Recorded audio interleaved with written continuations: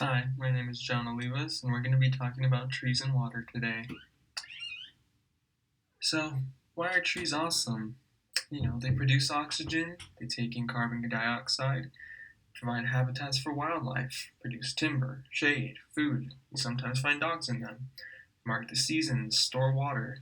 These are numerous reasons on why I think trees are awesome and why we should look for them for more bio-inspired designs in nature and in real world applications.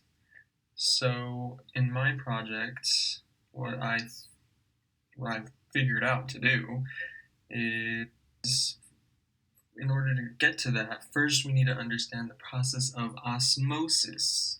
So, osmosis, in short, is the process of water moving across a semi-permeable membrane, which is that little yellow thing right there at the bottom, and it moves into an area that has more solvents. So solvents being like this little salt or sugar cube right here. You can see the water, how they're all attracted to it. So they'll move across that membrane into that point that has more solvents in it. So basically with a tree, it works like this. So osmosis is the process of a solvent, water, moving from high concentration, the water in the soil, through the semi-permeable membrane, which are the roots, into a solution that has a higher concentration of solutes, which are the solutes in the roots. So, since there is less water in the roots than the soil, osmosis is the key that the roots that to create equilibrium of a solvent on both sides of the semi-permeable membrane. And why this is important brings me to what my project basically is about. Yay, there it is. How does trees do this?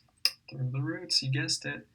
So basically, my project is taking the aspect of moving water from the ground throughout the tree and then back out into the air. And I got inspired by that. I thought that was a pretty cool process.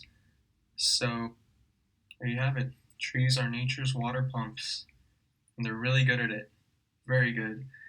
So our next question will be, how does a tree move water up and out of their systems, from the roots all the way to the leaves through the stomata?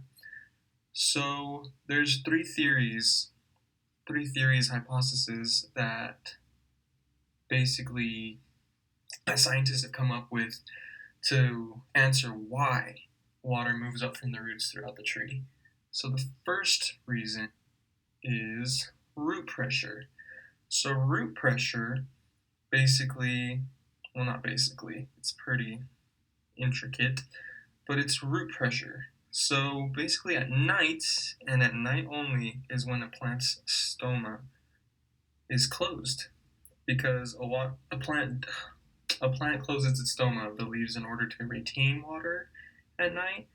So, and basically, if you don't know, a plant's stoma is responsible for the expulsion of water and oxygen and the intake of carbon dioxide. So it's kind of like the little lungs of a tree.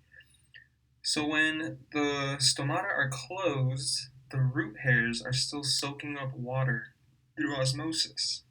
And since the plant can't expel the water through the stomata at night, the pressure of the accumulated water builds up and seeps out of the stomata, called guttation.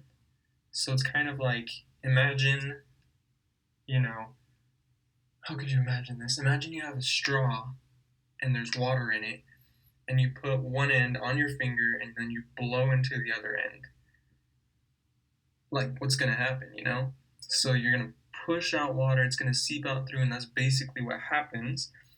But that's one theory as to why water is constantly moving up a tree, because of this happening at night. But then again, this is also a theory because, root pressure can only move water up a tree to a maximum height of 3 meters. So that only works for shorter trees if you think about it, not like the giant redwood trees that we see in California.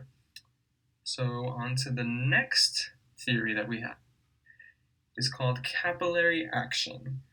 So capillary action, this involves, factors like surface tension, adhesion, and cohesion. So a good example that we got is like this little GIF right here that we have. So it soaks it up like this, right in there where it says, that right there. I don't know if you can see my mouse. But right there in that picture where you see the water molecules moving up, so let me tell you, we got a good example, would be looking at a meniscus within a glass tube. So a meniscus is basically like the line where water stops inside a glass tube. So because of surface tension, you see that water forms a U shape on the sides of the tube. That's because of surface tension. Then the water is pulled up due to attraction between it and the glass called adhesion, which is what you see happening right here in this little image right here to the right. And,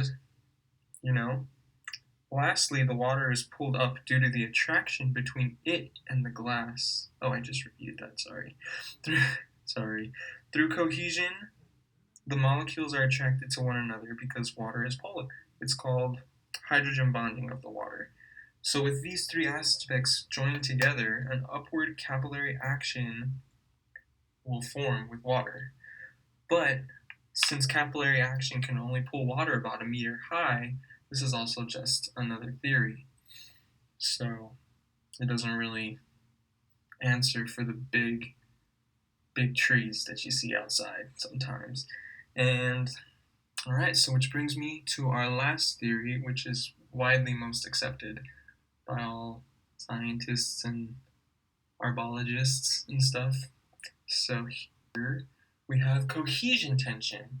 So cohesion tension is the process that happens inside a leaf where there are spaces responsible for the exchange of oxygen and carbon dioxide for photosynthesis. Photosynthesis.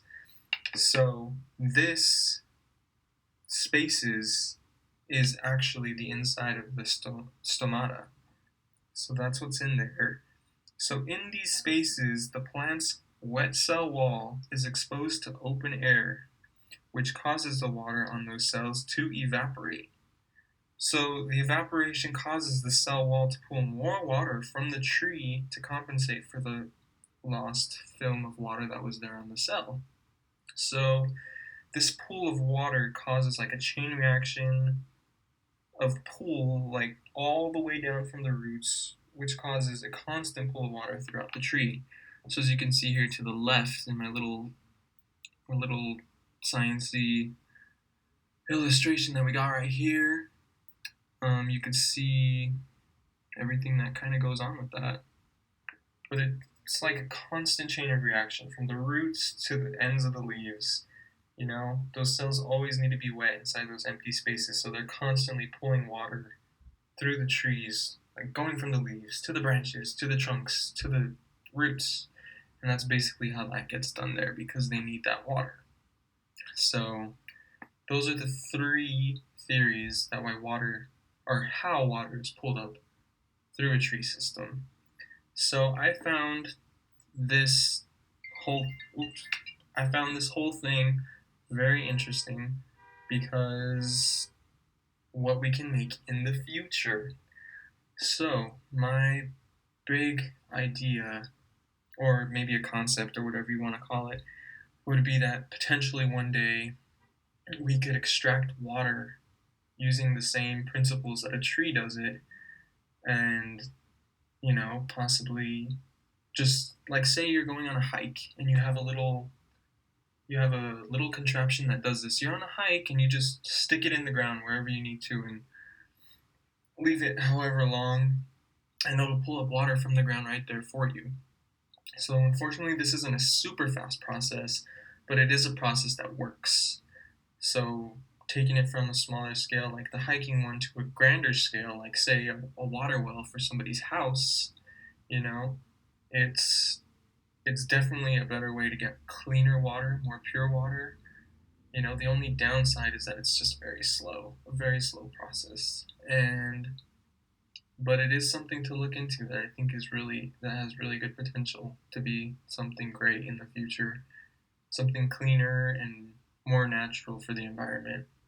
So that is my presentation right there, and I really hope you enjoyed it. And thank you for taking the time to watch this video, and have a good day.